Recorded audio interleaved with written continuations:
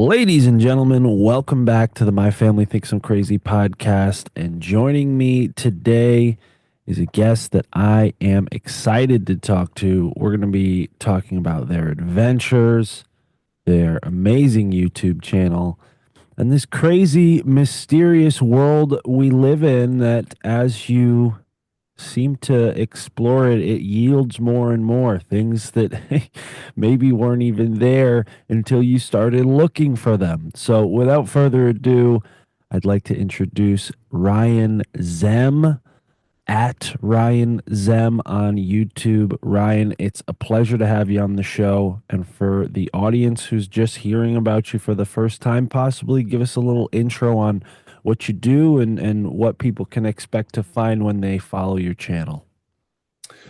Well, there's a first of all, thank you for taking the time here, Mark. I'm happy to chat with you and get into some fun topics here. So, the on my channel, it's kind of there's a range of different topics. A lot of it's conspiratorial type of stuff.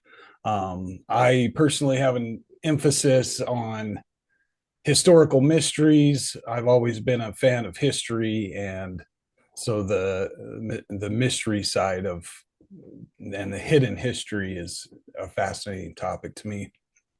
I also am a indie game developer, so there's some type of content on there regarding that. So if you see that on my channel, that's just a hobby of mine. I also am a wildland firefighter, so in addition to doing YouTube, I love to get out in the mountains. And in the last year, in a couple of years here, decided to take a stab at wildland firefighting because there are some uh, conspiracies, I guess, surrounding a lot of the wildland fires. So I wanted to experience that for myself.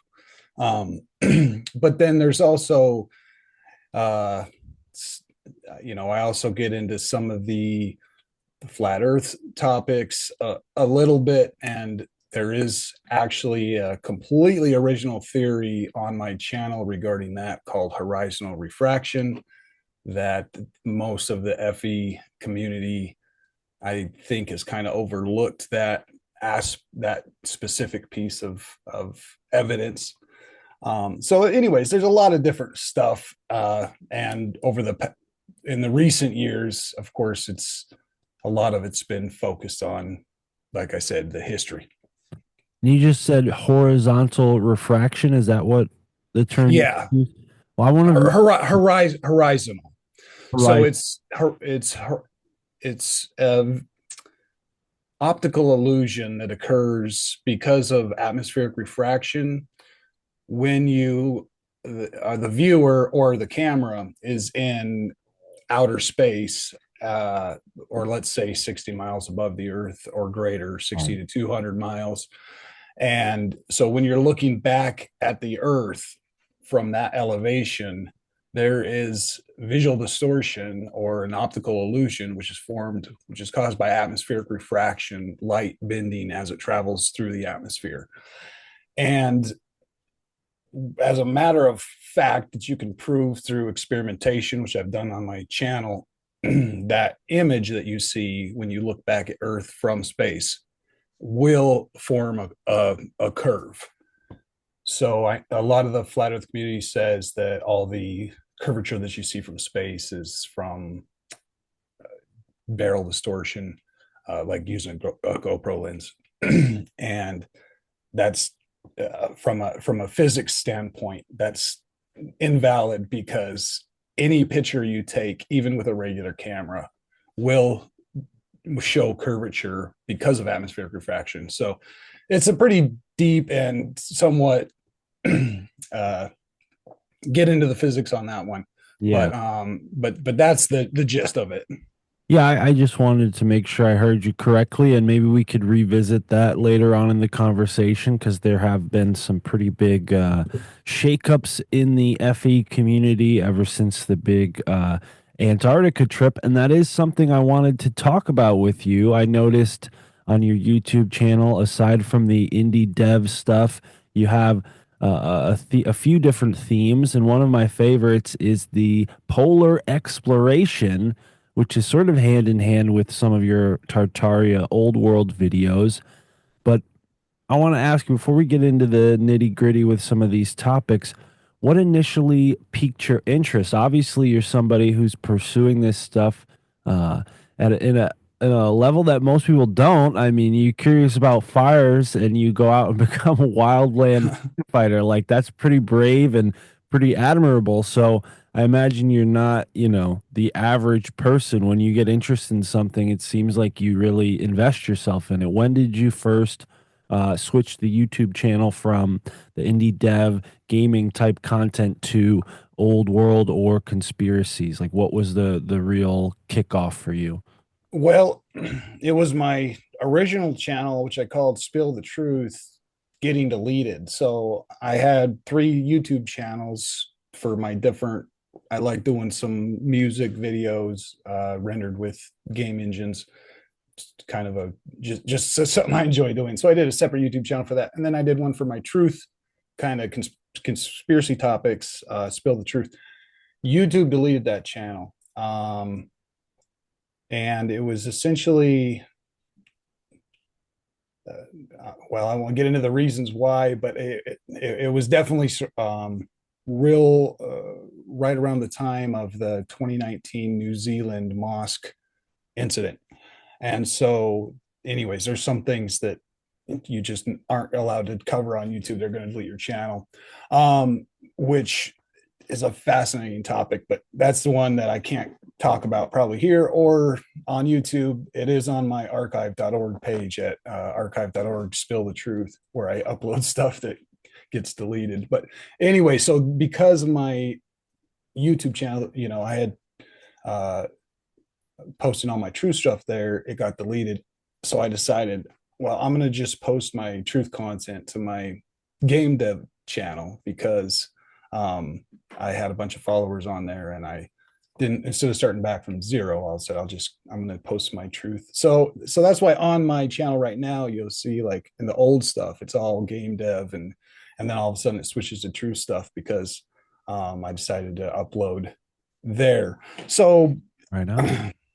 So all along, I kind of was doing uh, truth videos, but with you talk about Antarctica and polar exploration, so it was like Hyperborea. I really was researching into Hyperborea, um, which was four islands on our maps for thousands of years. And then all of a sudden, when NASA was formed and they were able to send up the V2 rockets, anyways, around that time, the 1950s, they just took Hyperborea off the map. They said nothing's there anymore. Um, we, of course, wouldn't have known prior to 1913 with Perry going to the North Pole, which if you research into that, he never made it to the North Pole. So we essentially never made it to the North Pole for the first time in 1972 with the snowmobile expedition. That documentary is on Amazon. Fascinating to watch. I recommend it. But it explains why humans never made it to the North Pole until 1972. And so anyways, long story short is that because we never got there until 1972, how do we know that it was or wasn't on the map, when it got removed from the maps circa 1950? And so I want to go check and basically look for Hyperborea. And, maybe it's used to be there, maybe it's underwater now. Maybe it's just a complete fantasy of map makers for 2,000 years, but that completely discredits all of my ancestors' knowledge and ability as cartographers. And I think that's quite egotistical to say that because of our computers and we're just smart nowadays, that everybody before us were complete idiots. Right. Right. There's got to be some sort of incidental truth there. And I think the least likely explanation was that it was just an artifact of the map maker's imagination, right? Like this is the great lie that we're told through academia that, myth is only as good as fairy tale and both are not factual, which we're starting to speak to authors and researchers who are digging through these things and realizing there's more truth to them than academia would like us to believe. So when it comes to the exact North Pole, um, could it be that there is land there? I've heard the term Mount Meru mentioned in your work. So what is Mount Meru, and what does this place possibly hold there up there? Well, there's a lot of theories about that. The Garden of Eden is one, because of the rivers flowing out of it. There's kind of some similar matching descriptions of the Garden of Eden with the rivers flowing out. But um, is is it possible that there's some land up there? That's that's what I want to go check. Now, Mount Meru is, you know, the mountain at it's like the great mountain at the center of the world at the North Pole. Um, and so over the past 5 years, I've been getting into yoga and also researching like historical yoga, the all the old yoga texts, which is some really fascinating stuff. But a part of that is Mount Meru. I found in the yoga, studying yoga, what they call Meru Danda, so which is the spine. So part of me, I don't know what Mount Meru is. Is it the spine, or is it a mountain at the North Pole? But it's definitely, I guess, both. Um, so, anyways, that one's a bit of a mystery. Whether Mount Meru is the Uh, spine Meru Danda, or if it's actually at the North Pole and there's land there with trees with a race of people called Hyperboreans. Well, you're not on trial, so feel free to speculate, Ryan. But we like that kind of thing around here. But when it comes to the yoga understanding, that would seem to make sense that there was, I don't know, an anatomical, at least that's what it sounds like, an anatomical correspondent in the earth. The earth is reflection of the body of man. That makes sense, but I'm curious, based on what we know about Mr. Perry's exploration, was he purposefully misled? Was he just not equipped to navigate the North Pole and got lost? Like, what was the real truth there? Because I know in this era, a lot of these explorers were initiated into Freemasonic lodges and other similar groups. I want to talk about the South Pole next, and I think you already know who I'm going to bring up there. But as far as Mr. Perry goes, did he have like a similar pedigree as maybe someone like Richard Byrd, Admiral Byrd? Yeah, yeah.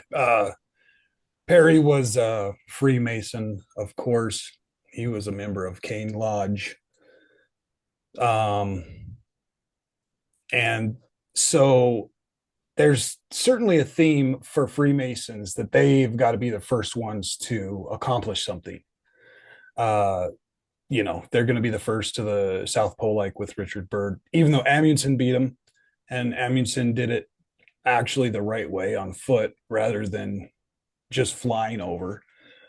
And Amundsen was not a Freemason. There is not a single shred. I have all his books. I've studied his life extensively. There isn't a single shred of evidence that Amundsen was a Freemason. I don't believe that.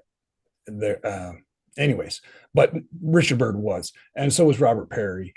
But there's also the issue of funding. These expeditions have a lot of funding in them. And when the guys come back, if they're not successful, there's like no big parade in New York City for them and all this that generates money to give back investors who originally invested in their expedition. So when Robert Perry's out there, he kind of and same thing with Byrd at the South Pole. Their lives are almost on the line to achieve success. So they got to, you know, and he might have thought he was at the North Pole. You got to remember they're using sextants and taking sightings of the stars and then going back and doing the math to try to figure out where they're at. Meanwhile, it's cloudy and snowing, and you don't. Everything looks the same no matter where you turn. Yeah. So, Yeah. maybe he thought he was at the North Pole, but we know now that Perry did not get to the North Pole in what was the date, 1912, I think it was. Oh, Um, wow. so so whether it was just Masons saying we're the first to do it, or it was him trying to cash in on, not let down his investors in the expedition, because Berg writes the same in all of his books on how all these different people, Ford and Rockefellers and everybody else, have invested in his expedition, and he has to bring something back, or his career he's going to become a nobody. So Yeah. Wow. That really goes to show the hopes, the optimism, or maybe even the secret knowledge these wealthy families had to put such a gamble for what science tells us now is just a bunch of frozen rocks with potentially some minerals underneath and maybe some other precious things that we want to go and drill out. But I don't know that they were anywhere near ready to do that in the turn of the 20th century, right? It does seem like that time period, specifically right at the turn of the 20th century, maybe a little bit before then, between the Civil War and World War One, World War Two. This era is like I guess the official exploration era where we're sort of mapping out the world and putting a pin on what they want the public to know about as far as what you see when you look at the map. yeah, that's a lot was happening in the essentially and right around World War One, where you got Perry going to the North Pole. That was, I had to double check real quick, 1909, um, April 6th. So just real close to today's date, but Oh, wow. 1909. And then right then we have World War II and Amundsen reaching the South Pole, as well as in the which 1911, Amundsen on the South Pole, and then leading up to kind of the formation of NASA in 1950, where then they basically have the modern day map completely finished, and they say, here it is, we've shot up the V2 rockets to take pictures, and so we know exactly what everything is. Translating today to Google Maps and the satellite photography, which I'll bring up. For example, at the North Pole, when you look at Google Maps, you cannot see any photo of Earth north of 83 degrees. Right. So, and it's just like on Google Earth, it shows water. That's not correct. It's CGI, because there is no water up there. It's ice, and it's completely frozen solid in the winter, and then in the summer it breaks up in ice flows and moves all around. But the way that you see the North Pole on Google Earth, where it's all water, that's none of that satellite photography. And then we see the same thing when we go to the South Pole. You're going to go south of 85 degrees. It's actually closer to 83 degrees. 83 degrees to 90 degrees south. There's no satellite photography at all. If you look at Google Maps down there, you just get these white pixelated images. And that's two huge sections of Earth, 83 degrees north to 90 degrees north, as well as 83 degrees south to 90 degrees south. It's a massive, massive area of land that basically we don't get to look at. And that's another one reason why I want to go, whether or not Hyperborea is there or not. I can't see pictures of Earth up there, so in order to see it, I need to go up and take a look with my own two eyes. Right. Right. Yeah, and this is very strange when you consider the anomalies surrounding air travel. You know, we talked about this a couple times on the show. If you go to flightradar247.com, you can see there are some pretty strange paths that the majority of these airplanes travel along. That if we were on a globe, you'd think, okay, this might be a little bit inefficient for them to go all the way up the coast and then all the way down the coast when they can just fly straight across the water, and they say, oh, it's too dangerous, there's nowhere to land.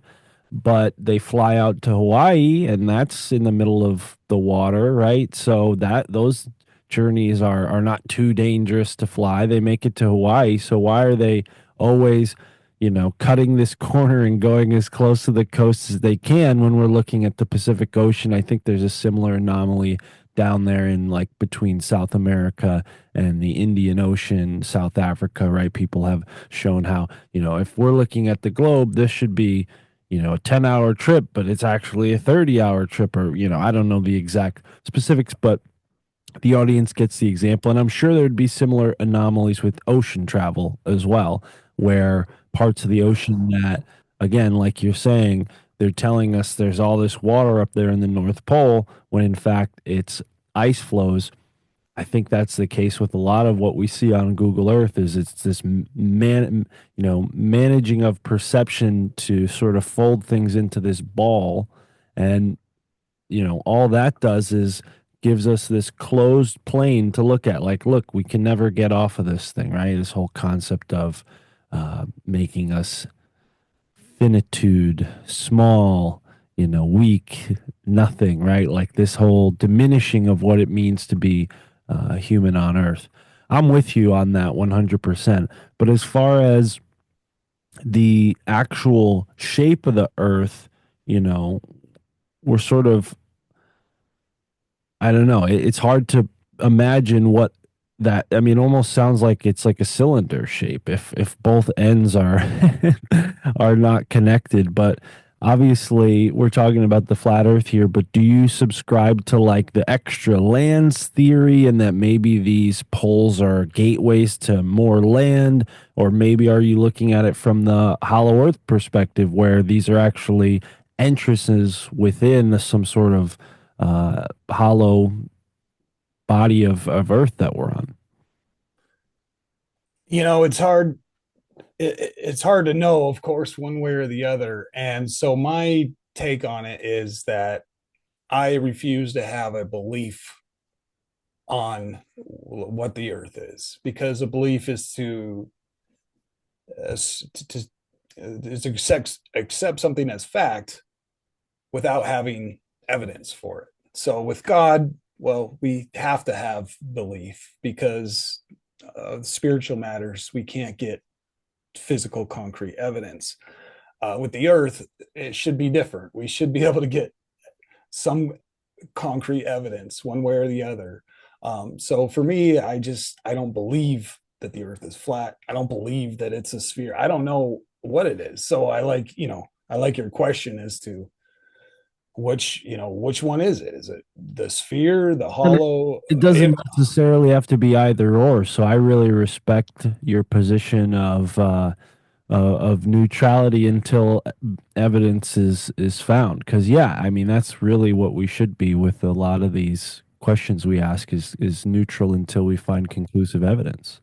Yeah. Now, for me, I think for my personal taste, the best description I think of Earth's shape is Job 38:14, where it says the Earth takes shape like clay under a seal. So if you smash clay with a seal, you get that, you know, the circle with basically Antarctica, the edge of the clay Raised seal edge, yeah. around the edge. So I think that's the best description of it. That would lean towards flat Earth, which with the lands beyond, I personally think that the Truman Show is about somebody leaving the seven continents, crossing the Antarctic ice wall, and finding the land beyond. I have two videos on that on my YouTube channel that really dive into the Truman Show, and got to like analyze the video, the movie frame by frame to get certain frames of the picture to see the books that they're showing in different. Anyways, long story short is that it's my interpretation of that movie that Truman is someone who is leaving the seven continents, Yeah. crossing the Antarctic ice wall, just like he talks about in the deleted opening scene where he says the unconquered southern face that nobody's ever crossed. And then at the end of the movie, he's seen walking, past the Antarctic ice wall. So that movie, more than anything, makes me think that there's land beyond. Well, I wouldn't say that movie more than anything, but as far as modern clues or modern evidence, because before that is we're going back to like older maps Right. and Well, things it's a like that. good clue. It's a good clue. And I remember I had a really great high school media class where my teacher, I mean, I really have to go back and figure out what her name was and maybe ask her a few questions because she was definitely a conspiracy theorist. She showed us the Truman Show and a couple of other films and really made a point to have us Nice. examine the meaning of these. And I remember very clearly this, what was it, like a studio light falling from the sky. And Truman looks up and he's like, "What was that?" And he's just sort of realizing he's on a movie set. And obviously, the implications based on how you just described it make it even deeper than that. It's not just a movie set, it's this whole concocted idea of what it is to be a true man, hence the Yeah. name of the movie. So, yeah, I love it. I think that's a great way to look at it. And, in this age where there are so many interests pointing you towards a black box and saying like, look inside the black box, we figured it out. It's like this, it's almost like a carnival sideshow type of, like, funhouse type of thing where they're distorting our perceptions and leaving us walking away thinking we've gained something when really we've just been manipulated, right? Like going to a carnival. I uh i i wonder, yeah, what it all adds up to, because you have these strange stories of from that same time period of explorers disappearing, and even people who invented flying machines who never got credit, because there seems to be some kind of cover up around their lives. I mean, there's a guy named, I forget his name, but he was from Bridgeport, Connecticut, and he built a flying machine 20, 30 years before the Wright brothers did, and it just kind of got swept under the rug. And you have to wonder, like, maybe they were building at one point in time these dirigibles, what eventually went out of fashion in exchange for the airplane. Maybe these dirigibles were an easier way to take a lot of resources over, these extreme places that now are hard to reach. Maybe a plane, the reason they switched to planes is because of the gasoline engine, you're inherently limited. You can maybe take the capacity of that plane's gasoline and determine, okay, well, if you only have this much fuel, you can only make it this far. All right, that's the standard. Let's limit it there. No planes can hold more than this amount of fuel. I mean, it makes sense to me. You have these flying balloons that are seemingly free energy, right? They could just float and float and float as long as you have fire to keep the thing burning, right? So maybe that's why all these flying machines went out of style in exchange for airplanes. What do you think of that?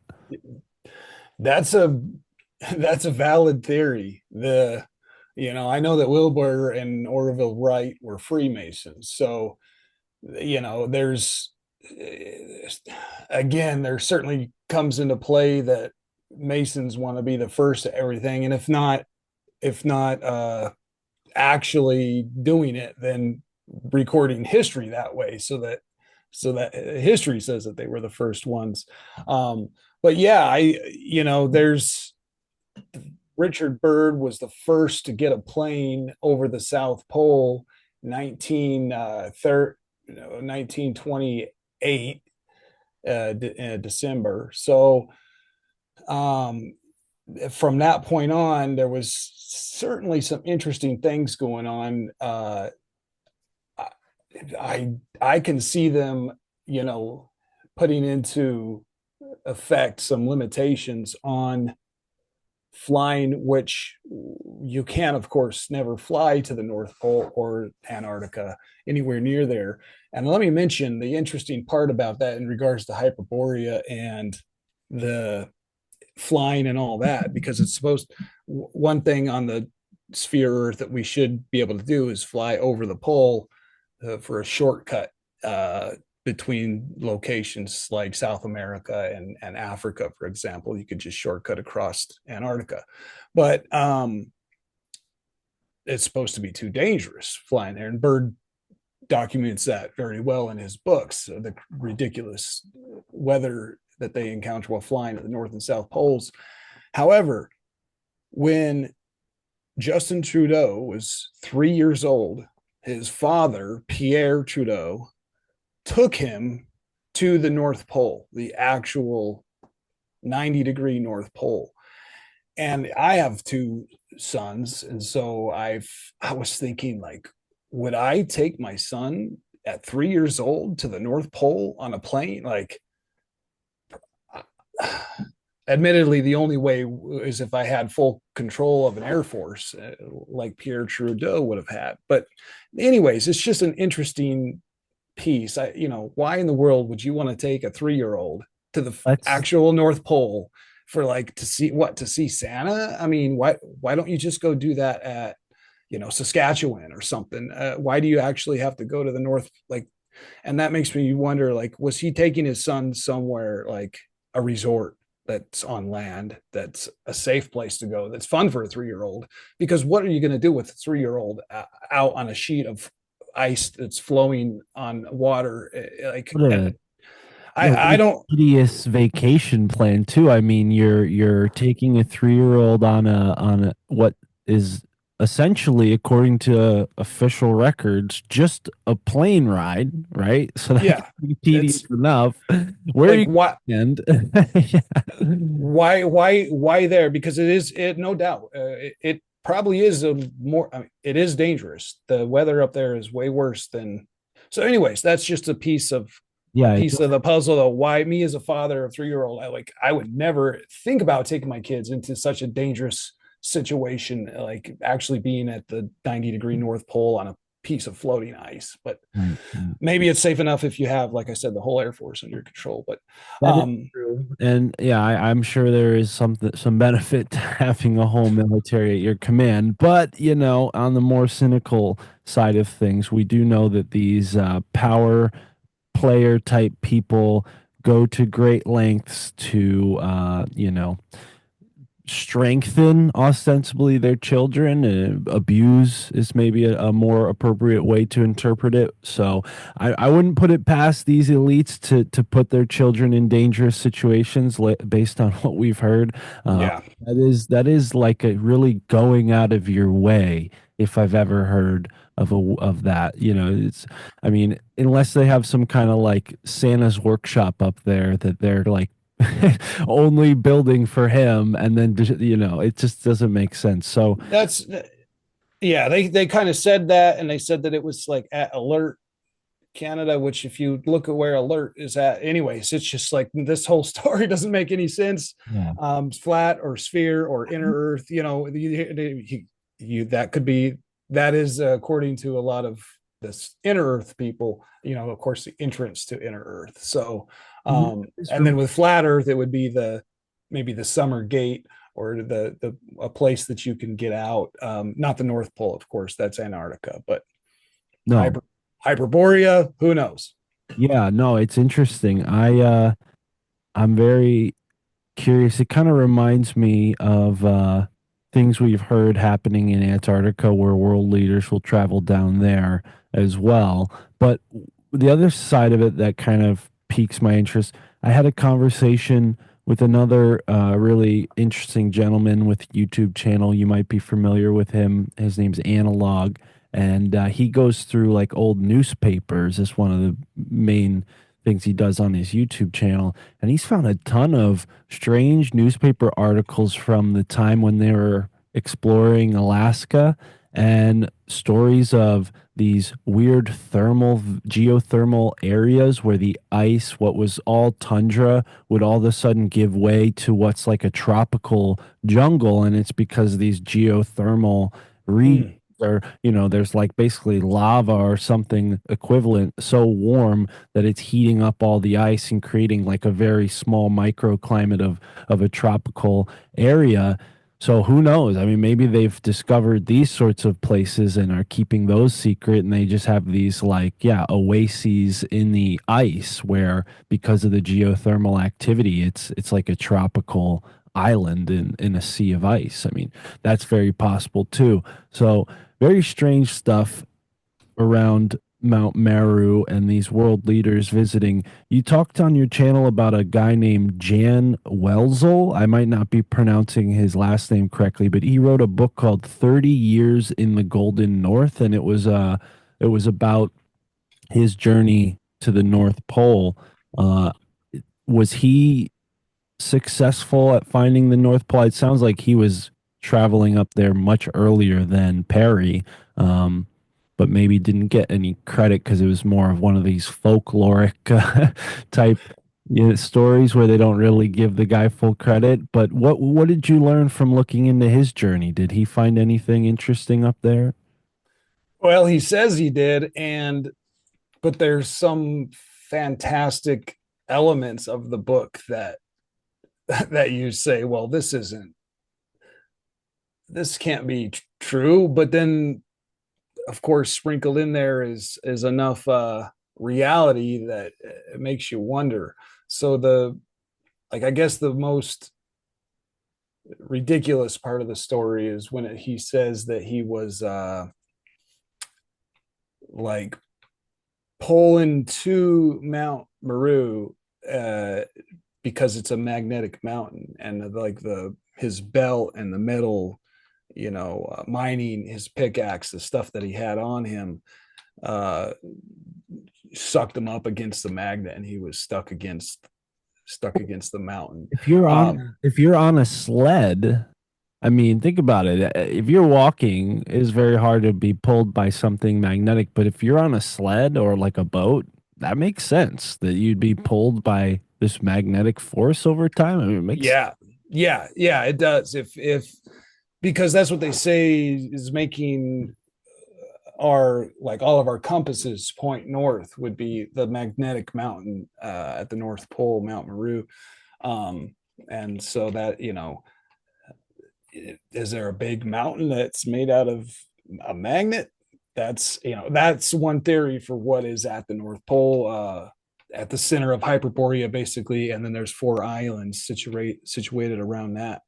But Wetzel basically just decided to pack up his belongings and head for the north and go try to get to the North Pole. And he's also searching for gold, um, trying to find gold at the North Pole. So it's kind of similar where with alchemists where they're searching for gold or they're trying to get the philosopher's stone so they can create gold.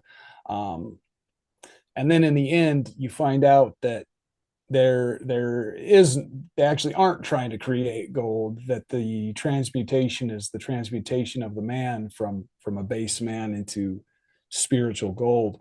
Um, and anyways, there's a lot of that similarities with the North Pole, especially like I was talking earlier with Miru Danda being the spine. And but then again, here we have Wetzel going up there with his pickaxe and saying that he's finding gold and found the actual magnetic mountain. Um, if anything else, it's the story inspired me to make my first two attempts at the North Pole, which were both failures.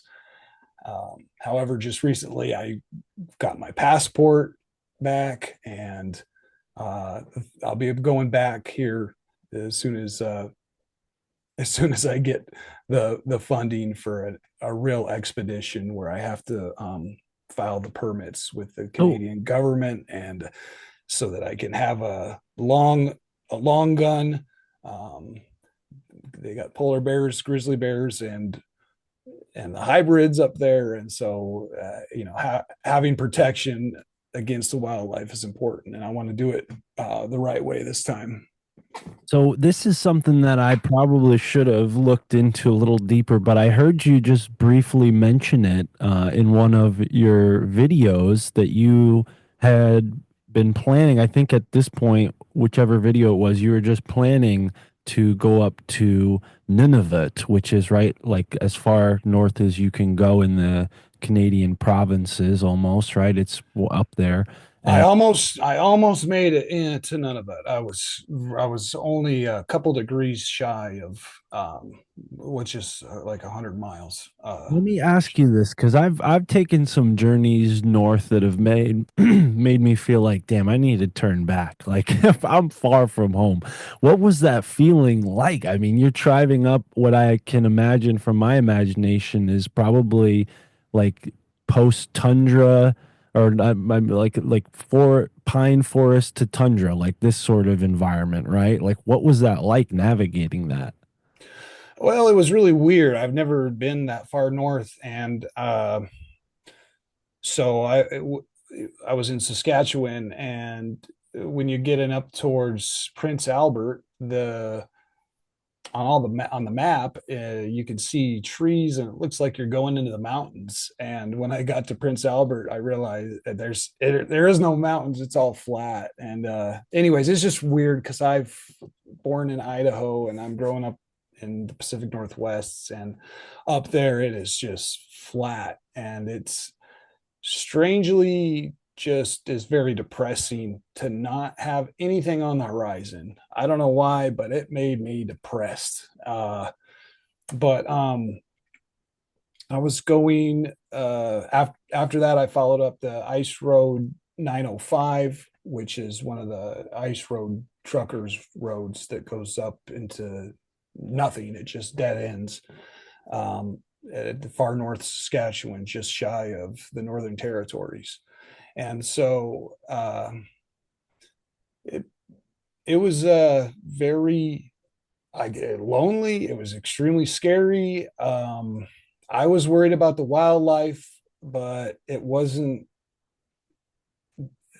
Basically, I wasn't at the an area where there would be polar bears yet.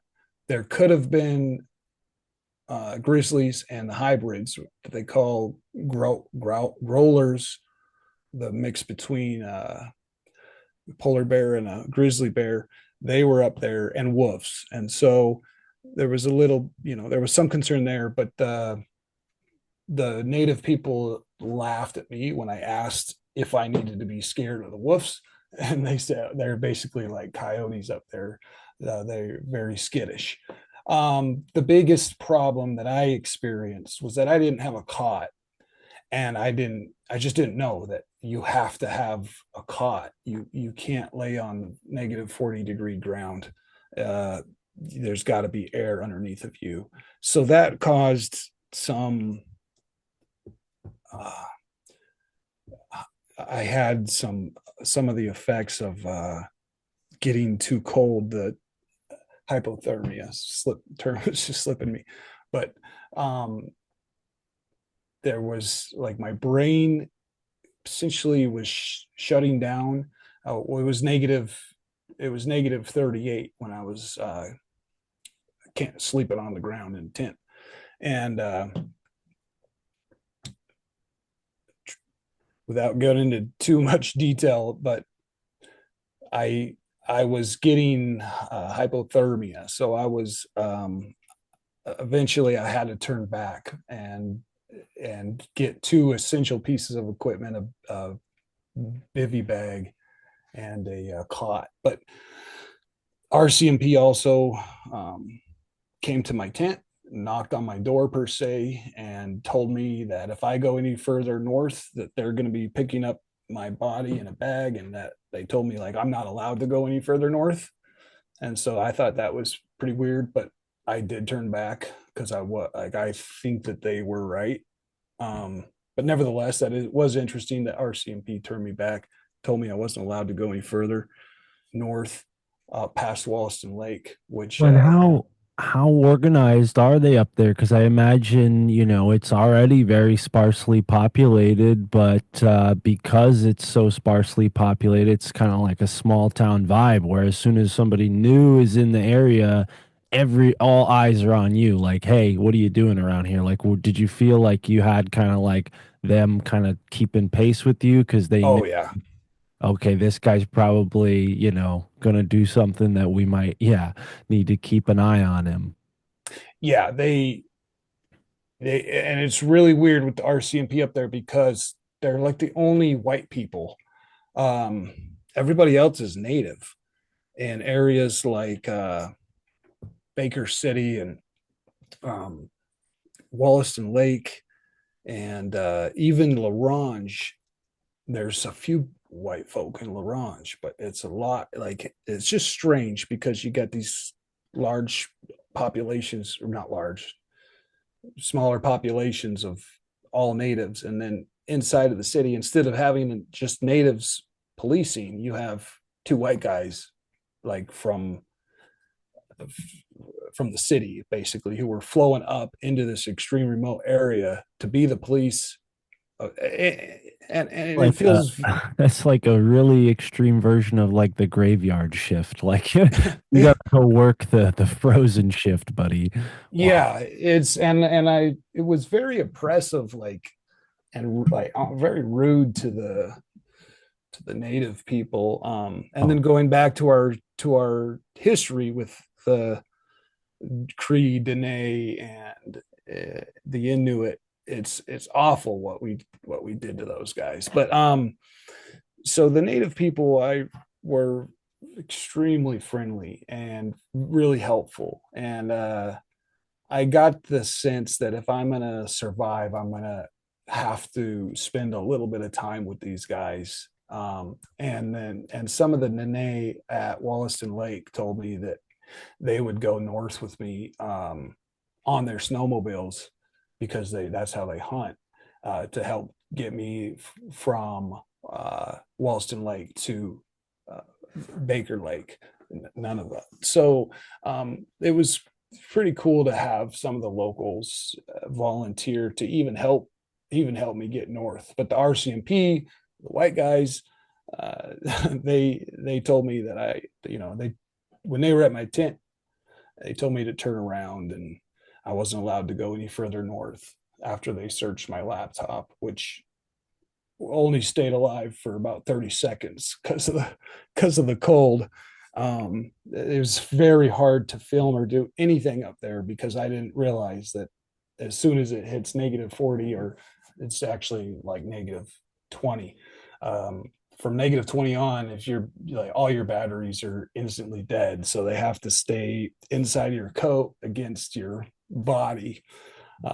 Every single piece of equipment that has a battery, like the satellite GPS none and of all it that will type of work. stuff. Yeah, none of it will work in those conditions. Yeah, No, that's pretty incredible and really brave that you went and just yeah, I mean with sort of the American can-do spirit, you're just like, "Hey, I'm gonna try it. I'm gonna figure it out."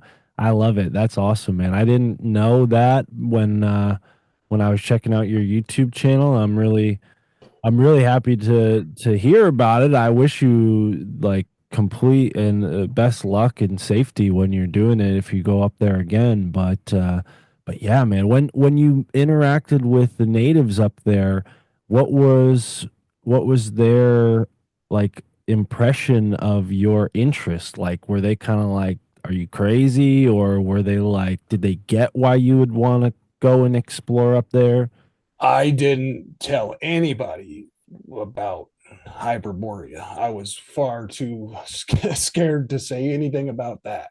Um, So I just told them that I was trying to like practicing for North Pole for reaching the North Pole, which is pretty legitimate to what I was doing. I didn't think I was going to get to the North Pole on my first attempt, but I wanted to try. You ain't gonna not gonna get any experience unless you get out there and figure it out. And not, out of all my research online, like there was nowhere did anybody say you have to have a cot. I should have known it. It's common sense. I know, but anyways, there's just stuff that No, that. you're not going to learn unless you get out there Yeah. Oh, and don't. try. So Yeah, don't beat yourself up for that because I mean that's life, you know. You got to learn somehow, and I mean the internet, as much as we think it's the arbiter of truth, I mean there are so many things I've tried to research that I realize like, okay, there's this is just not on the internet, and I find the piece of information at the library, and I'm like, oh, well, that's why yeah. it hasn't been put on the internet yet. But yeah, Yeah, that's how it is with the Arctic exploration. There's no forum or place you can go to ask like well, you're uh blazing a trail, Ryan. Like you are, yeah. you know, you're doing something very few people endeavor to do. So yeah, I mean that's incredible. I'm a little bit in awe of that because it's very brave. You know, a lot of people I talk to on the podcast, unfortunately, you know, they're like me. They sit at the computer and they just talk about these things. You know, you're actually going out and doing it, which is awesome. So I want to ask you a little bit more about this since we're on the topic, but then I have some different questions, and I know we were planning on talking about Saint Germain, so I do want to get into that before we wrap up. But just real quick, you, for obvious reasons, kept it a secret your intentions about going up there because there's probably a conspiracy to keep people from knowing this stuff. But you said the RCMP checked your laptop. Why would they check your laptop? Do you think they maybe thought you were a criminal and that's why they're checking your laptop? Or do you think that they were actually trying to suss out like your intentions because they are actively stopping people from exploring this?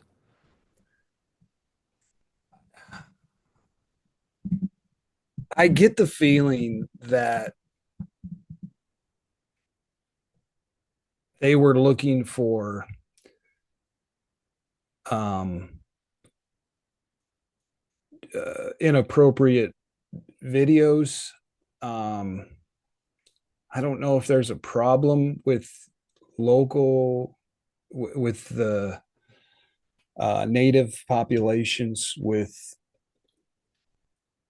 that. But I think they were like inappropriate, like videos that would be illegal. You can get the idea of what I'm talking about. Um, Yeah. that was my only. I think they asked me a question about that.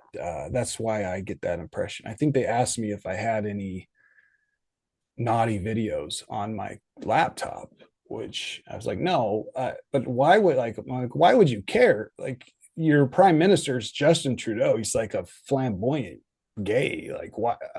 I guess not. I wouldn't take it that far, but the rainbow socks and all that stuff. Like he goes to pride parades and all this. Yeah, Like no. so, why are you worried about like if I have an adult video on my laptop? But and then I realized like, well, they must be talking about like the illegal ones, and so I think I heard that there may have been a problem with that in native communities up there. So anyways, that might be the reason. So, uh, but one question that you had asked me was about how was the natives' response, and one of the interesting things that there was a Dene trapper who found me while I was skiing. He was on snowmobile, and he was the one who told me he would take me further north.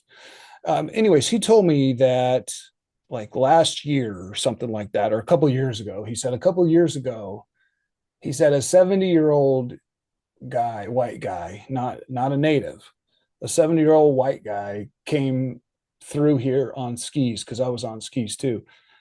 And he said that he was going north as well, and that he was trying to ski from Wollaston Lake to Baker Lake. None of it. Wollaston Lake, Saskatchewan to Baker Lake. None of it. And he was all by himself, and of course, no gun because Canada. And he had been north of Wollaston Lake and was way up there in the middle of nowhere. And the grizzly had been tracking him, I guess, for like 4 days. And finally, I guess 5 days or something after the grizzly tracking him, he called in on his SOS device to get picked up. Um, because he was worried about the grizzly. But anyways, I thought that was a very comforting story because first of all, I'm 40, so this guy was 70 and he was doing it by himself. No problem. Not only that, he didn't have a gun and he was having trouble with a grizzly, but it wasn't so much trouble that he was eaten. He was like, by day 5, he was like, okay, I've had enough of this grizzly.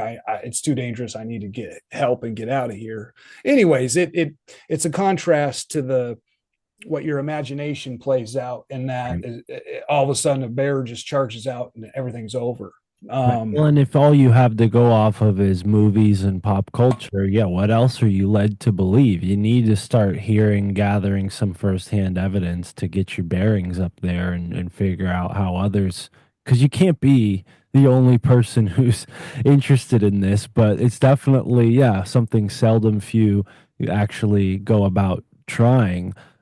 And yeah, wow, that's incredible. I imagine yeah, the native politics and all the strange things that go on in Canada with the natives, with human trafficking and all that, that might have been their first impression that, like, hey, what else would somebody be doing up here, an American even, than trying to, get some kind of criminal enterprise, some sort of profit. Like the cops are so cynical, that's their first instinct is to finger you as a suspect, but yeah, that's really incredible. I imagine that life in those communities is very hard, but at the same time there are probably rewards to that lifestyle that you just, without being raised up there, you just wouldn't have a chance to experience it.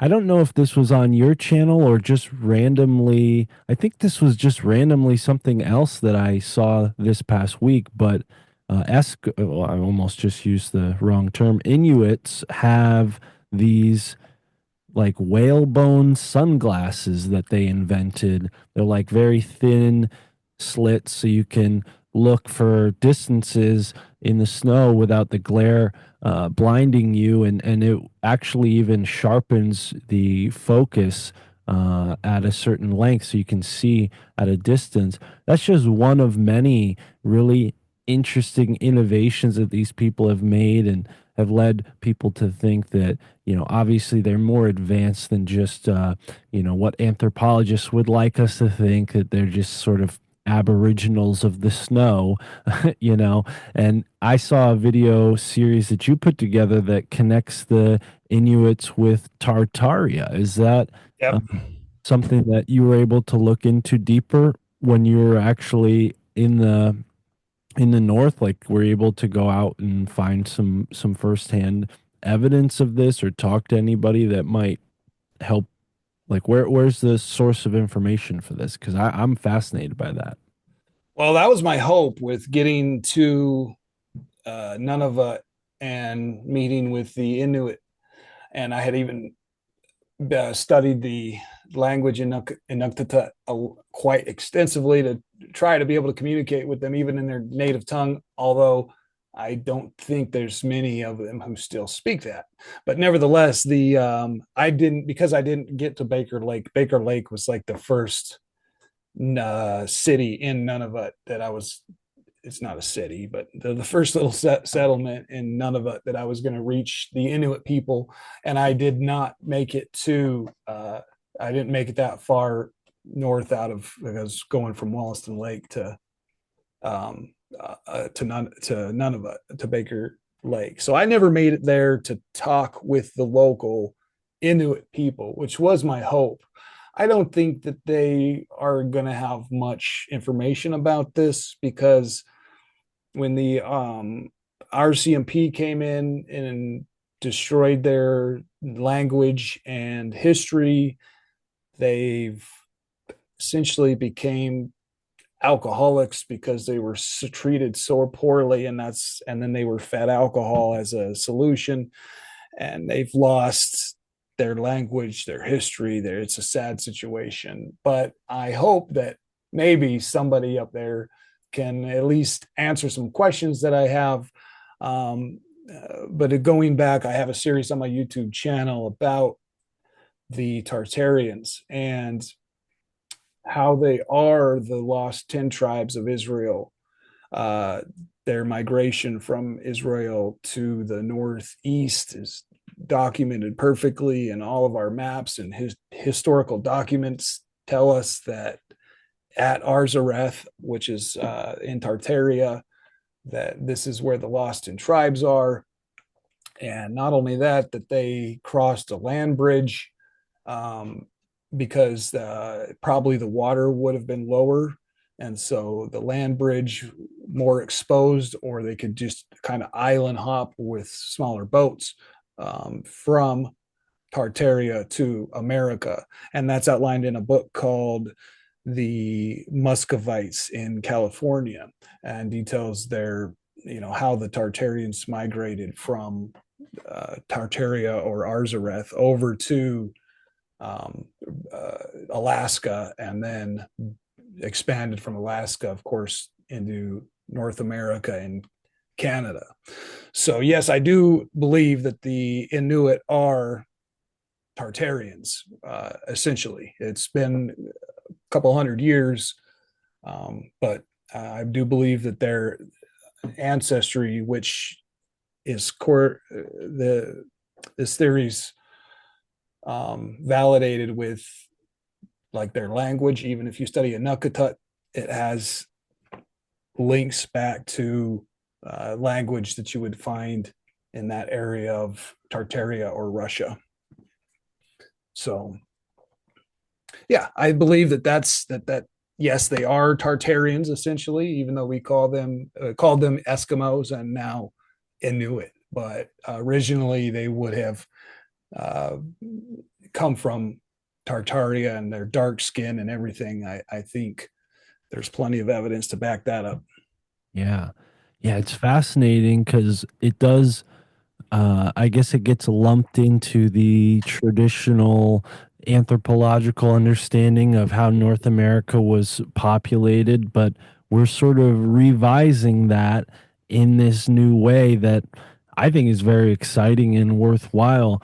I'll admit, and the audience of the podcast will probably keep me honest about this, that at first I was pretty skeptical about all the old world topics, particularly the idea that these buildings got dug out of the dirt and repurposed. But now that I've really seen the nuances of the topic as a whole, I'm actually more interested than I ever was. And I think your channel has one series that really, for me, punctuates why I am more, I guess, or less skeptical than I was before.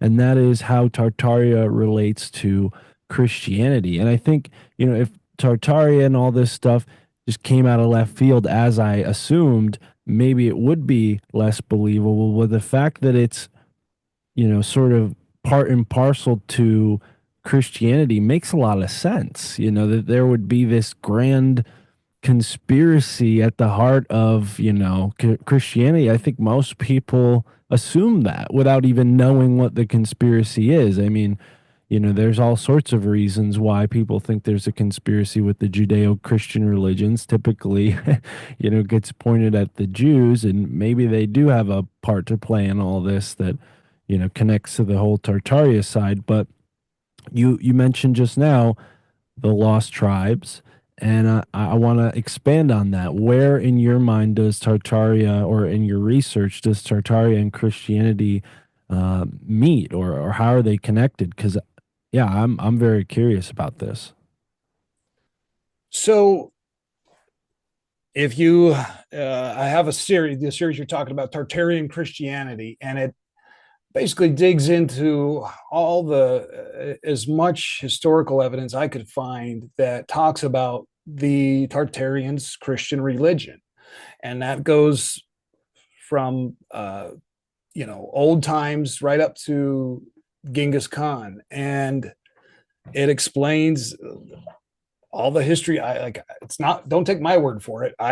I'm citing countless history books where Genghis Khan and his sons are Christians, and they are on a Christian conquest essentially to restore Jerusalem out of the hands of the Muslims into the back to the Christians. And so, Genghis Khan has a very bad reputation for being this horrible, bad guy.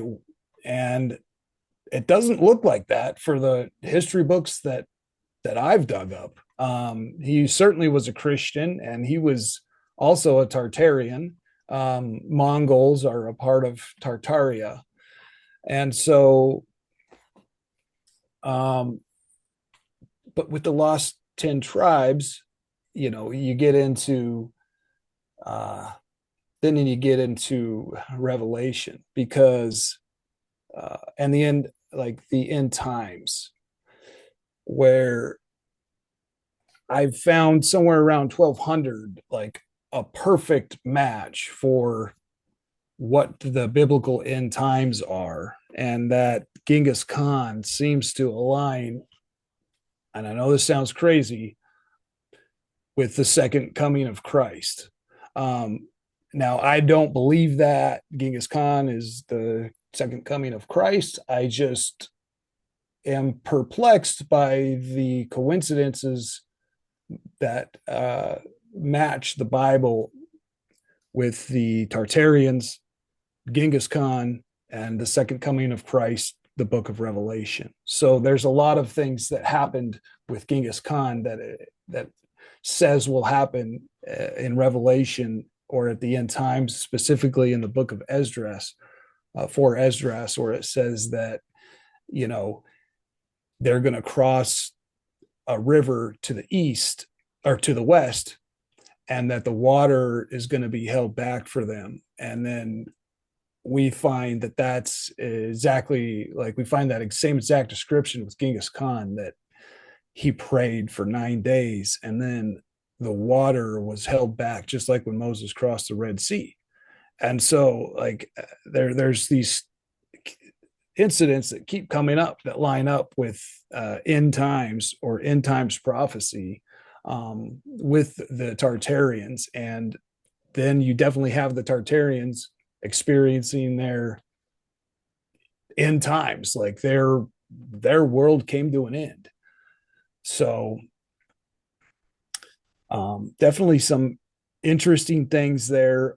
The Tartarian Christianity series outlines some of these specifics a little bit better than I am reiterating at the moment. But it's just something interesting to speculate on. You have the preterists who believe that the Jesus has already came, that Jesus has already returned, and this, of course, falls into that type of thinking that whatever Revelation was talking about, or the book of Four Esdras or Daniel, that these events have already happened at some point, and that the Tartarians' disappearance and the what was left of the old world is somehow connected to that, and we're living beyond those times. Yeah. Yeah, that fits into something I've heard several different podcasts talk about, the little season theory, that there's a time that is basically given to the devil to rule as a test. Like Jesus comes back, he basically says, "Okay, my reign is over. Now I'm going to test you guys." and the devil's gonna rule for this amount of time, and then I'll be back. And I don't know the specifics, but it does kind of fit into what you just described. And it's interesting to think that I think at one point in time, Genghis Khan was thought of as an antichrist figure, or at least the propagandists, his enemies of his day, wanted people to think that, or maybe post mortem, they wanted people to think that. But yeah, that is fascinating to think that Genghis Khan was actually a Christian crusader in the Central, Asian steppes. I mean, that I don't see Yep, why that would. that's historical fact. Yeah, wow. There's a story, I think it's from Marco Polo or someone before him, where they talk about Genghis Khan having a crystal palace, and that Attila Khan or these other Khan family, royal family members maintained this crystal palace that was then visited by these Italian explorers. Yeah, there's another one called the City of Johns, Jons, that they say like the City of Johns is more spectacular than Rome or like, and I was looking, I'm like, what city are they talking about? And it must be that Crystal Palace that you're talking about. Um, I had read a news article recently about uh, the place that they had reached that they were recently excavating that they think may have been the like one of these great cities of Genghis Khan's that disappeared.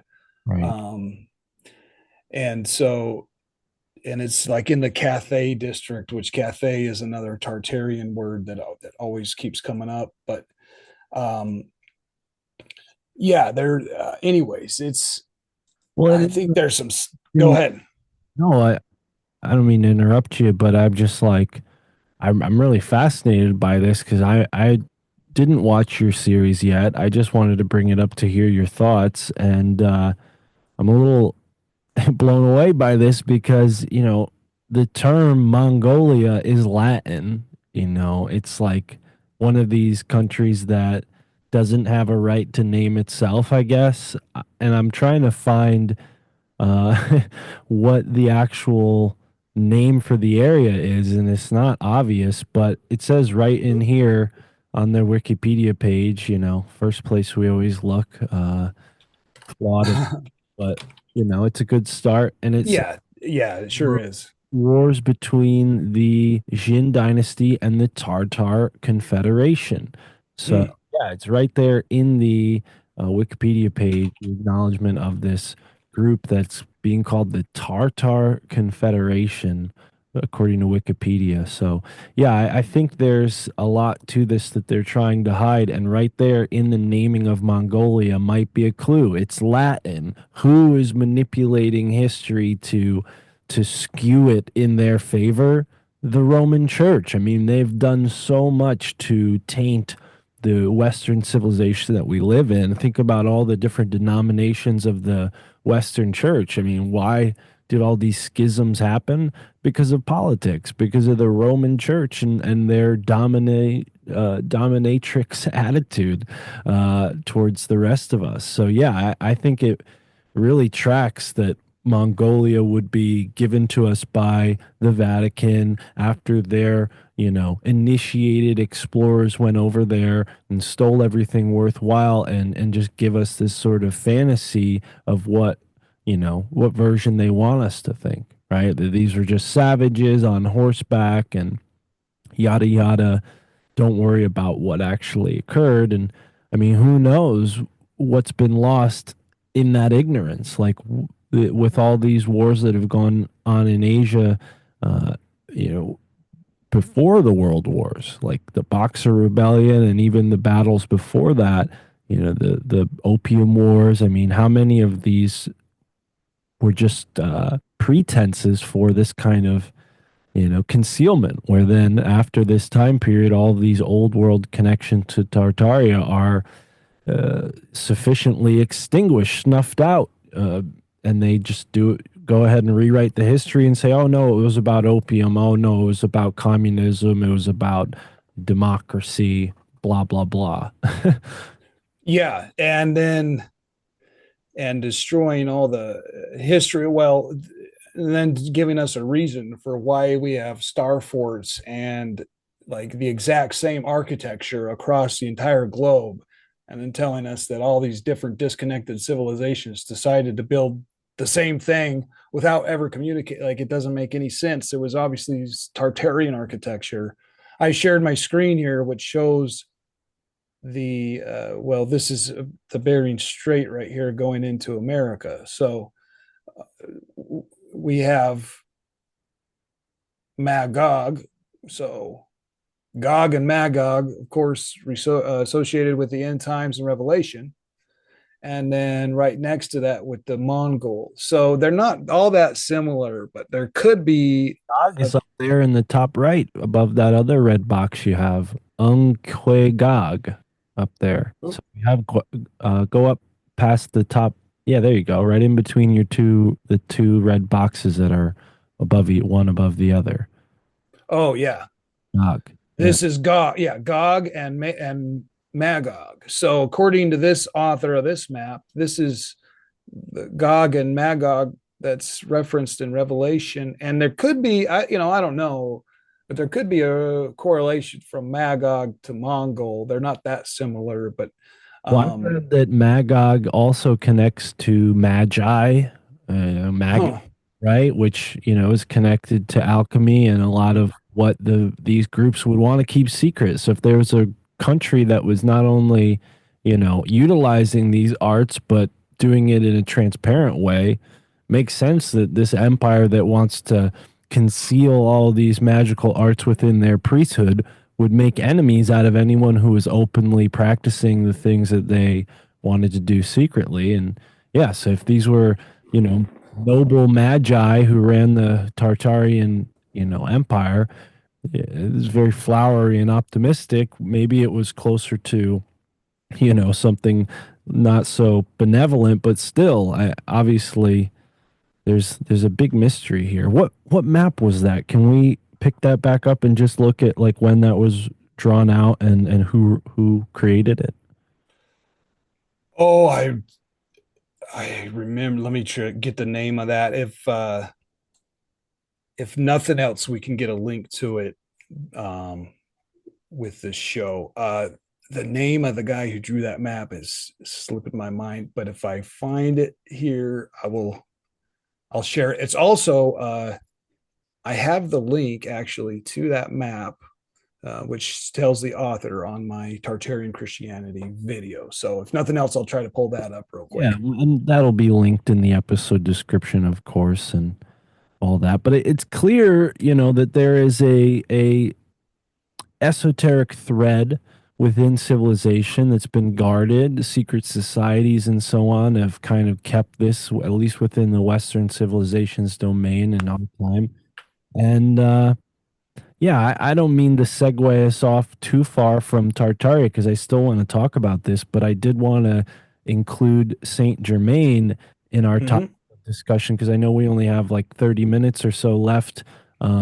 So does Saint Germain fit into this Tartaria story? What is the story with him? Is he somebody who is potentially an immortal, one of these maybe philosopher kings from the ancient Tartaria? I mean, what have you examined with Saint Germain? Because there's a lot of info about him, and it's hard to figure out who he actually was. Yeah, I don't think there's a lot of connection to Tartaria. He was most likely the son of Prince Rakosi, who was the Prince of Transylvania. Hmm. And this is another really interesting topic, because Transylvania became essentially a joke of like the Adams family or something like this.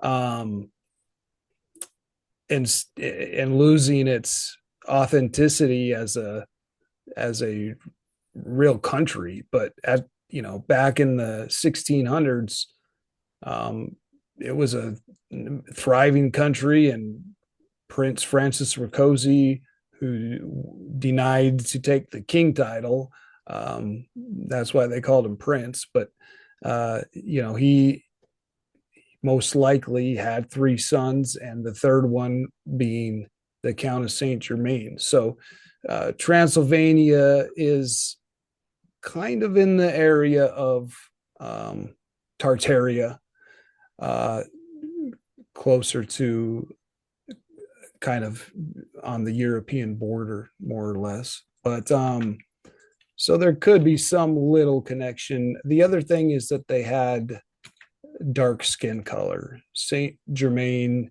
had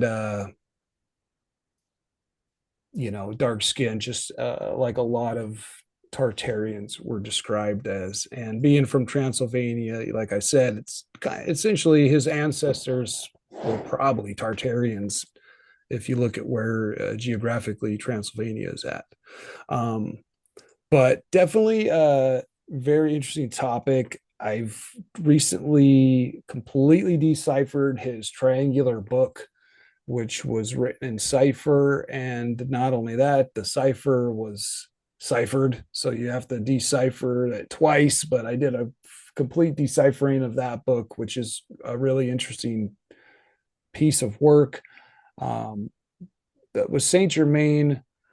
My conclusion after legitimate years of study on him, and gathering all like his every book that's ever been, has anything written about him.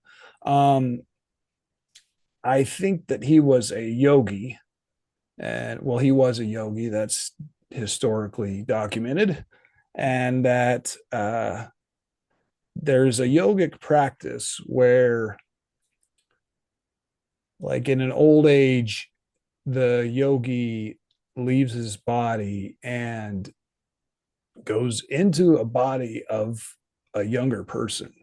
In one case that in one source that I include um, on my recent video on the Saint Germain topic, it says that like a boy, like a 10-year-old boy, had just drowned, and so this old yogi essentially went out of body and then went into the younger boy's body, and then the younger boy came back to life.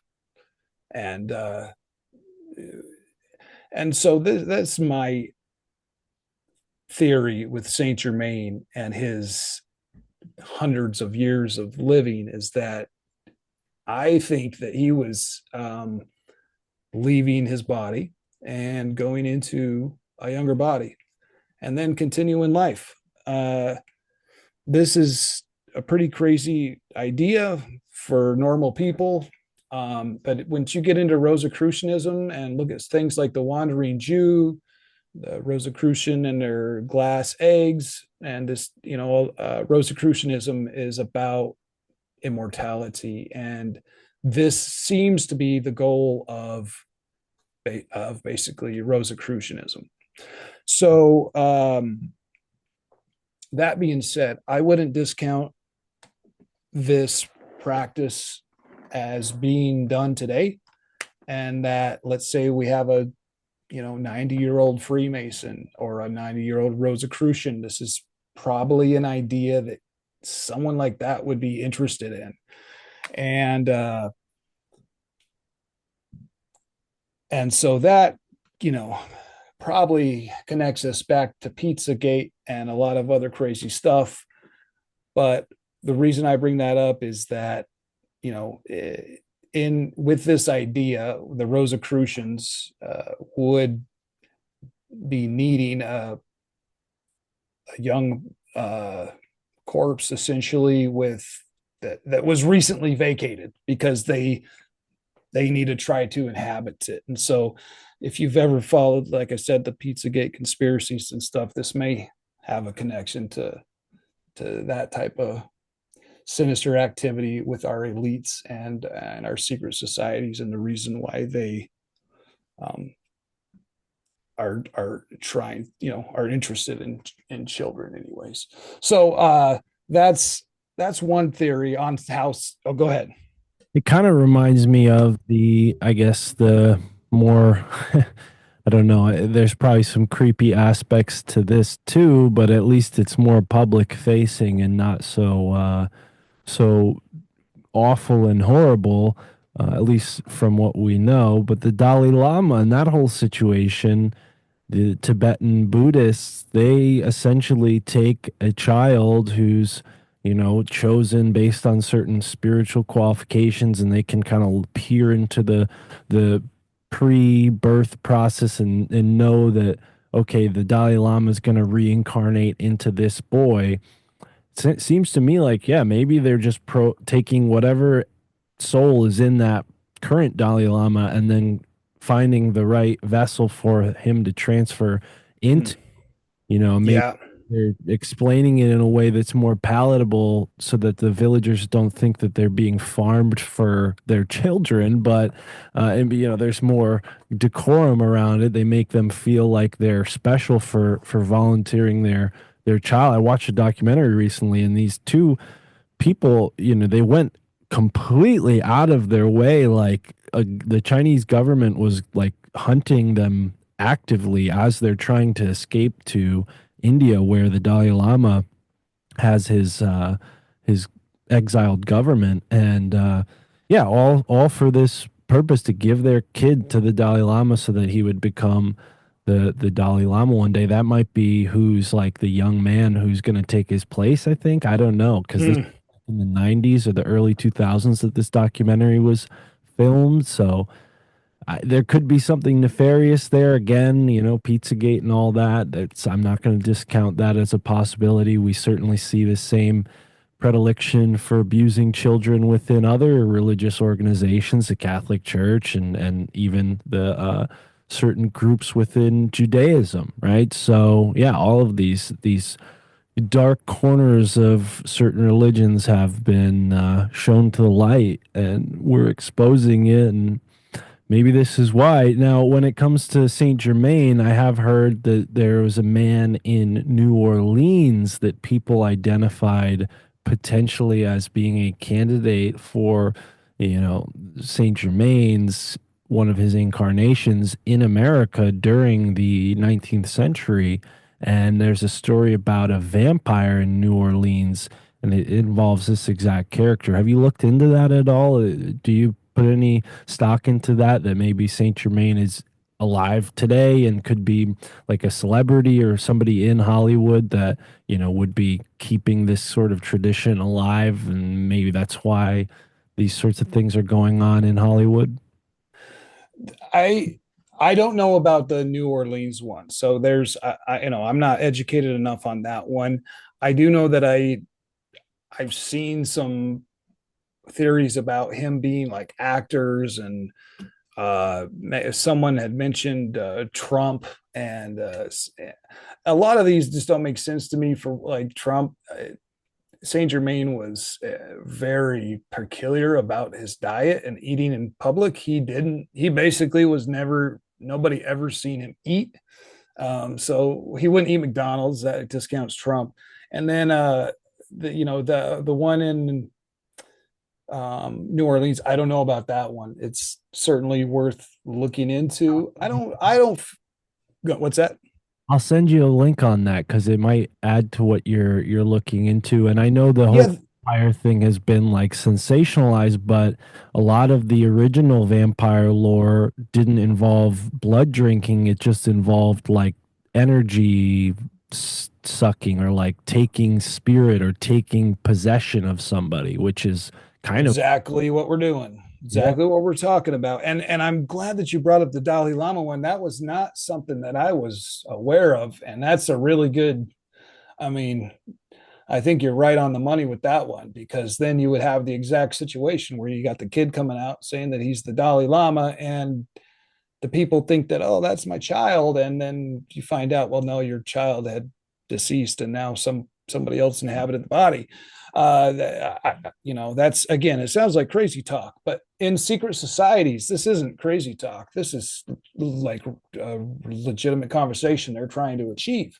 The closest connection, I don't think he would be like a Hollywood personality or anything like that. Um, and I don't think there would be a physical appearance of him looking the same, because with this concept, he would be transferring, like when he gets to be 90, he would be transferring into a new body Right. and then live out, he would have a different appearance at that point. So then there's the question as to why did the people who've seen Saint Germain say that he looked exactly like he did 50 years ago? Well, let Um, me ask you this because, and this is total just off the cuff instincts, but it seems like maybe, or if you're doing this, that your soul would eventually start to shape that vessel. So, like, instead of growing up to maybe reflect your parents' characteristics the way we do as we age, maybe because Saint Germain possessed you, his archetype, whatever face he had originally comes through. And like, even though you kind of have the original characteristics of what you looked like originally, you're kind of, as you grew up, you look a little bit like mm, Saint Germain guy. Maybe you have his eyes every time, like the whole lore about the eyes and how it's kind of a giveaway about the soul and someone's, vibes. Like, you look someone in the eyes, you could tell if they're a good person or not. yeah, I hadn't thought about that, but that definitely could be. And the other one that I thought about is that we're talking about kings and queens here, so which is kind of like the more or less the peak of a secret society, right? Like maybe not. Maybe when the case like with Francis Bacon, he was the leader of Freemasonry, while the king and the queen were more on the side. But Originally, you're right. Yeah, they were the focal point of a secret society. That was yes, and they now, if this is because this is not crazy talk in secret societies, they're legitimately considering it. Then a king might raise a child with the sole purpose of I'm going to transfer myself into this body. So, anyways, that's why with Saint Germain, there's not like in Prince Francis Ricosi's will, he mentions two sons, and neither one of them are Saint Germain. We know that for a fact. So there's a theory that he had a third son. Well, he didn't put him in his will. Why wouldn't he put his own son in his will?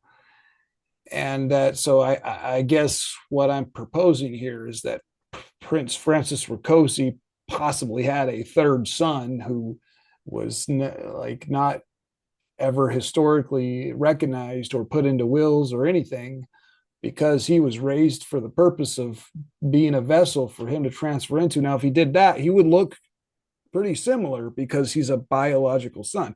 I don't know how someone could do this to their biological child.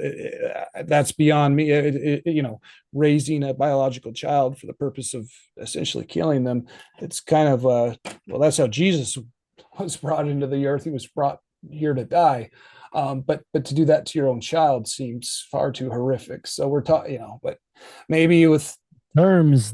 I guess if they're believing in an afterlife and immortality, maybe they don't see it as such a crime to separate a soul from a body. Maybe they know that once that soul goes on, again, I don't want to partake in the reality of it, but I can understand from that spiritual lens maybe how they've justified it throughout the generations to where they've remove themselves from the morality of it. Because yeah, you're right, how could someone do that to their own child? They bring a life into the world just to, I could see where maybe you take someone you who's not your child. I mean, that makes a little more sense as far as like how human psychology works and the ends people go to commit crimes. But hey, you know or or an accident, like in the case of the yogi, and my final Saint Germain video, I get into this story where the old yogi, a boy had drowned recently. So in this case, there's nothing. too nefarious going on. Like the boy had an accident, and his body came back to life. I think his parents would have been elated, like, his, oh my gosh, we get our son back. And He might, later on it says that he went north to pursue the life of a yogi and left his family behind because he wasn't, yeah. he didn't feel the family attachment to these people. But anyways, overall, that whole scenario isn't too nefarious. Anyway, there was an accident, and a boy came back to life. So Yeah, it's both sides of the spectrum with all this stuff, and that's why I really appreciate the tenor of our conversation because I don't get that sense from you that I do from some guests that you're looking at this as all evil. Like you're pursuing this because you're curious, and I think that's what's important. We can make a moral judgment of it once we've observed the facts, but to pursue the facts from that place of a moral judgment is only going to lead people astray. So yeah, I appreciate that. Now, when it comes to the triangular book, it's funny, how the podcast works. There's all these synchronicities. I found a website called The Triangular Book of Saint Germain.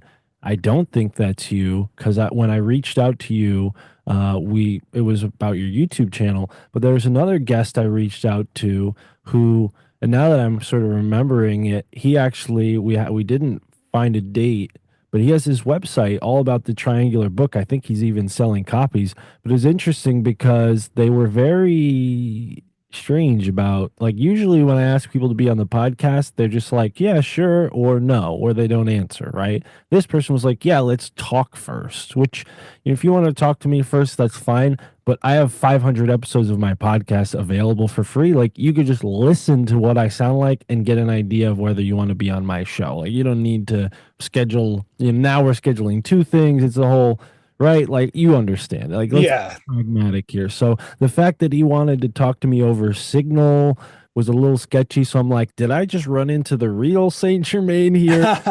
Selling copies of his books and wants to stay somewhat anonymous. I know there is a That's guy, odd. I've been attacked in my comments for criticizing this guy, but there is a guy who says he is Saint Germain. He's done podcast interviews with Crow 777. He claims to be Saint Germain. But beyond that, what have you made of this triangular book?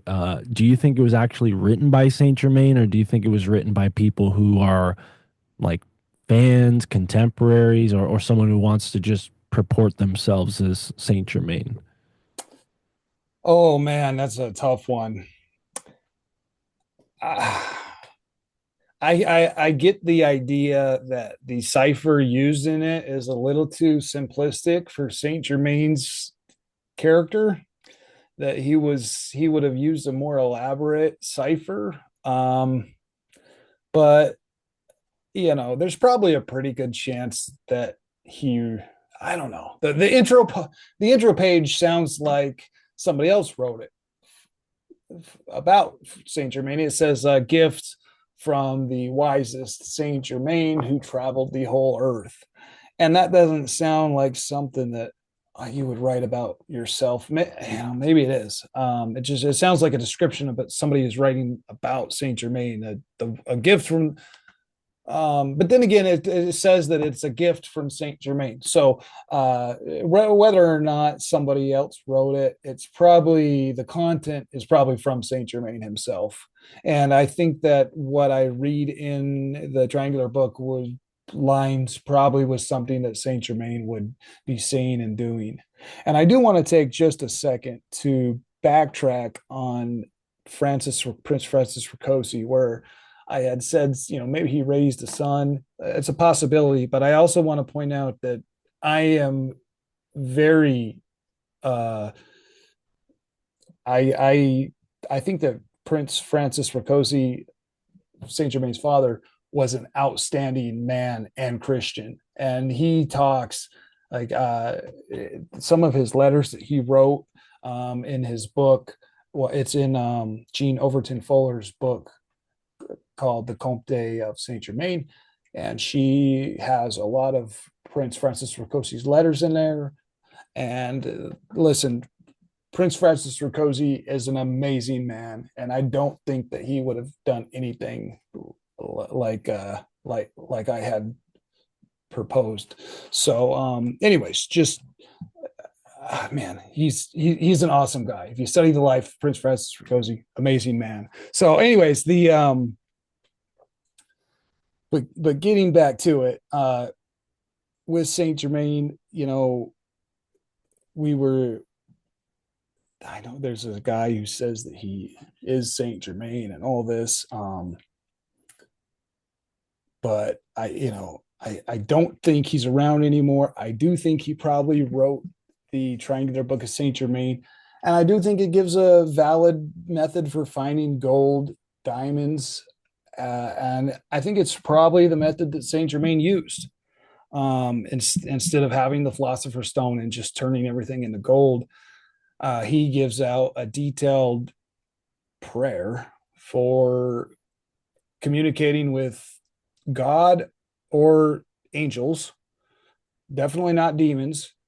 If this is it's a good, like, he's calling on names like Adonai, Elohim, all names of God and good angels, and then he's asking them like, show me where there's diamonds and gold under the earth, and then he says, you go out of body, and that like Michael or Raphael or these other Bachiel, these other angels will show you where there's gold at underneath the earth. I don't think that's outside of the realm of possibility.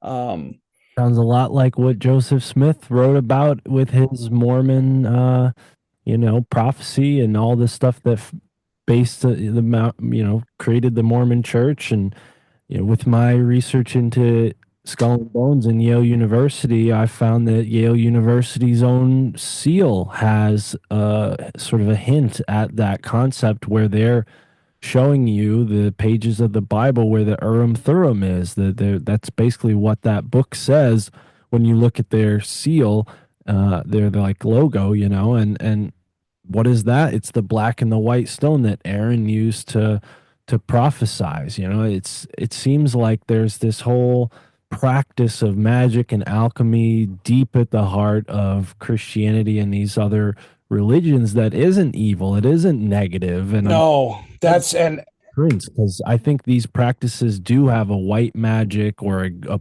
benevolent way of helping the world.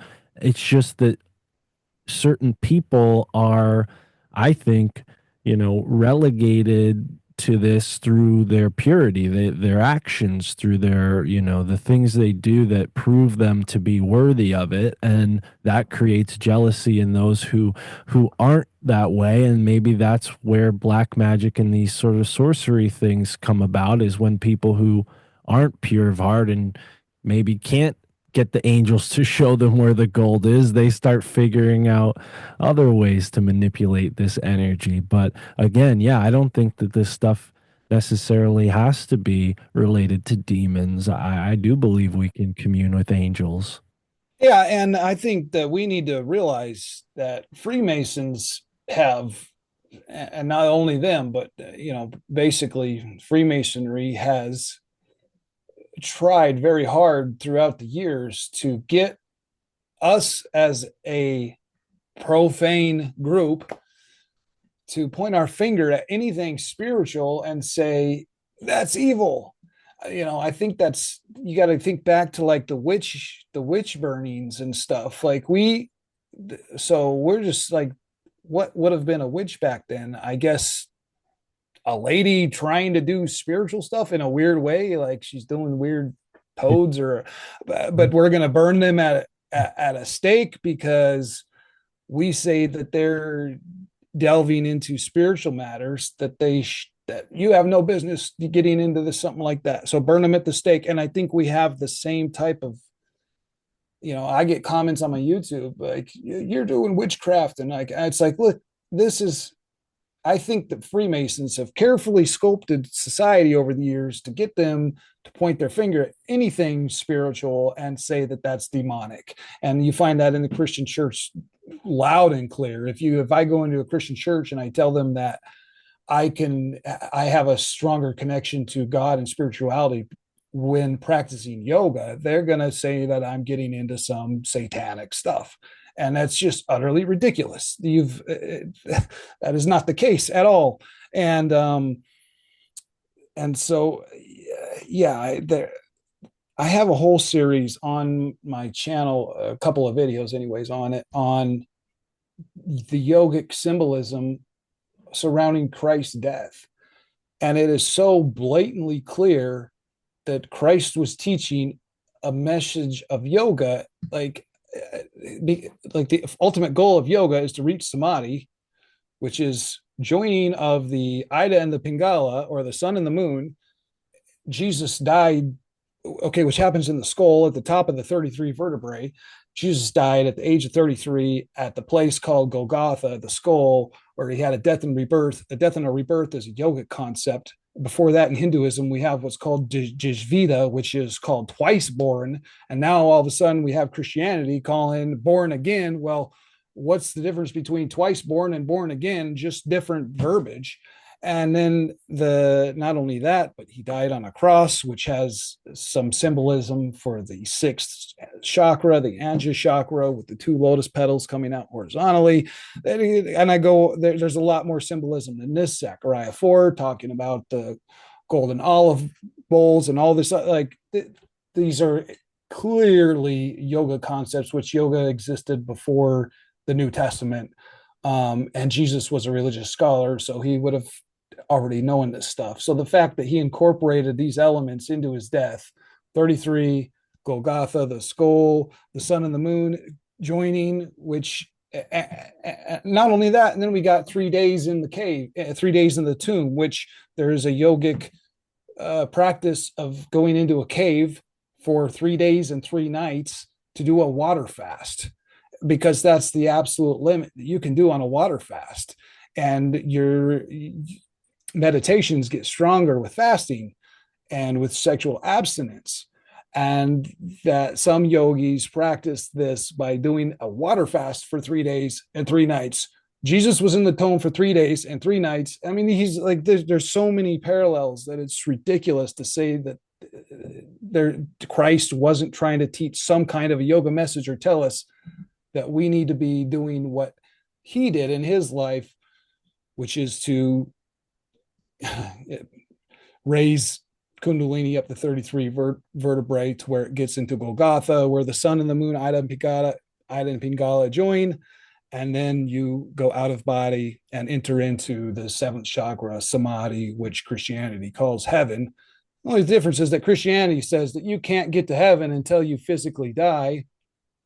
Whereas with yoga and what Jesus taught, you could get to heaven while you're still alive and then come back into your body, thus being twice born or born again. Yeah. You're reminding me of this book I found and downloaded but have yet to read by Holger Kirsten. Jesus Lived in India. And there's a couple books like this. Some of them are, yeah, it's called Jesus Lived in India, His Unknown Life Before and After the Crucifix. It's actually published by Penguin.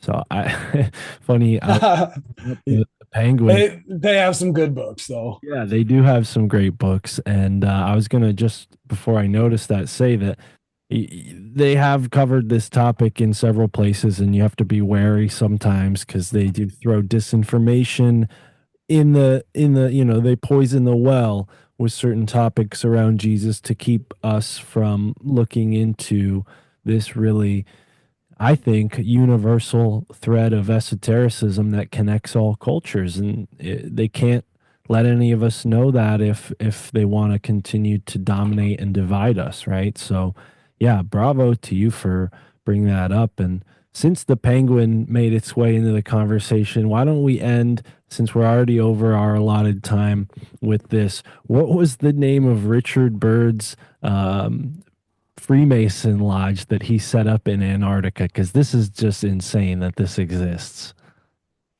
Richard Byrd was he established the first Masonic Lodge in Antarctica. Right. And the name's slipping me. Wasn't it called the Penguin Lodge? Order of the Penguin, the Mason. Order of the Penguin. That's right. His group of Masons in Antarctica was called Order of the Penguin.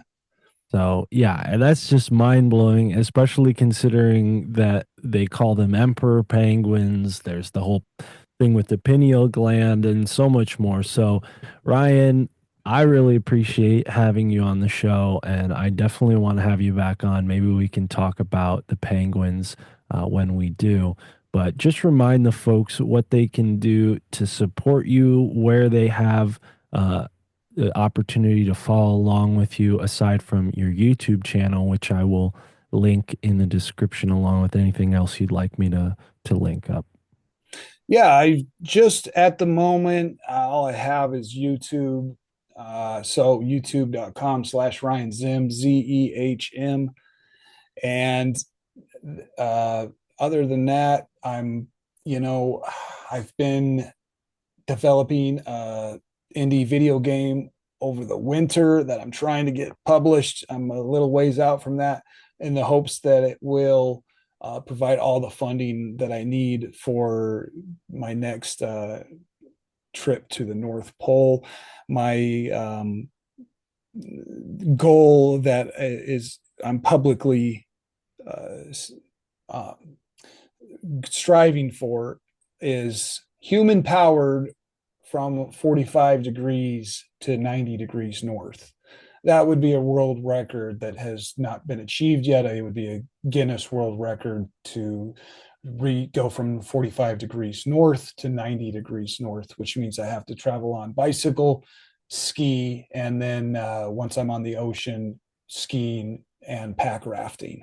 So that's that's what I'm working towards, and getting my next game published so I can get some funding. I really want to get to the North Pole, like Borgia Ausland has done, and so that's what I'm up to. You can find me on YouTube, and until then, thank you for the time, Mark. It's been a pleasure chatting with you, and I'm looking forward to talking with you some more.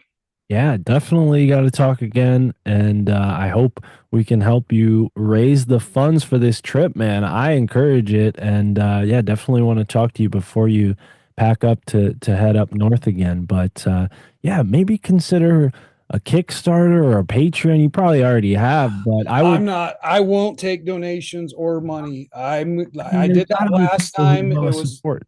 It was a little bit, it wasn't very much.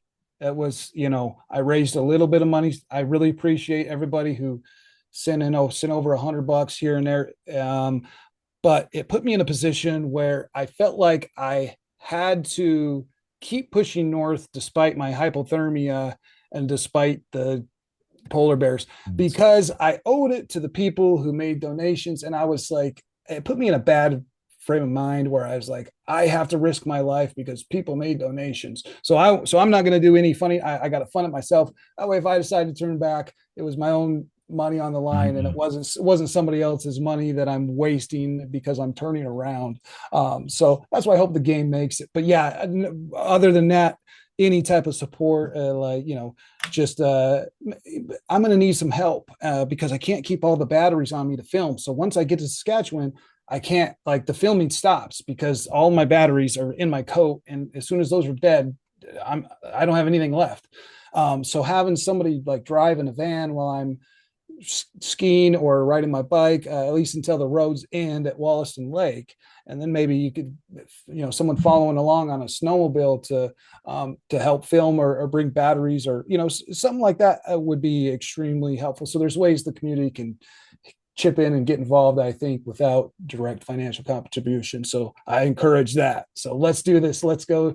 Let's we'll check for Hyperborea, and then that's, of course, is the training for the crossing of Antarctica, where my plan is to start from 170 degrees west, do cross Antarctica in a straight line to 10 degrees east, and we should end up just south of Africa, or we'll end up on an unknown coast with lands beyond the pole in front of us. But let's go figure out what's there one way or the other. I love it, man. Yeah, this is great. So you're gonna, I love that you're already planning for what's coming next after the North Pole trip. So wow, yeah, support Ryan's channel, help him out with the, I think what is most important, the I guess the emotional support to help you do this. Because that's a good point. I didn't consider that. And yeah, you know what? To do it on your own dime, I think is a hell of a better story, anyways. So, with that, thank you so much, Ryan, for joining me. I encourage you to go onward in your journeys and anyone listening to do the same. And until next episode, immerse yourself in the moment wherever you are in the now.